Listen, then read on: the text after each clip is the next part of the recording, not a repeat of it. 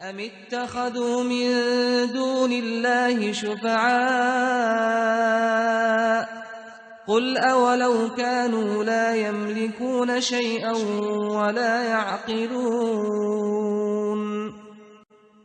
قل لله الشفاعة جميعا له ملك السماوات والأرض ثم إليه ترجعون کیا انہوں نے خدا کے سوا اور سفارشی بنا لیے ہیں؟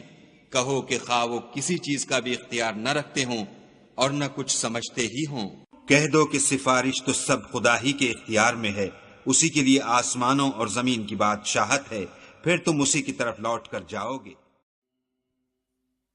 Or have they taken other than Allah as intercessors?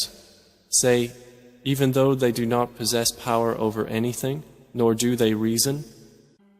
Say, to Allah belongs the right to allow intercession entirely. To Him belongs the dominion of the heavens and the earth.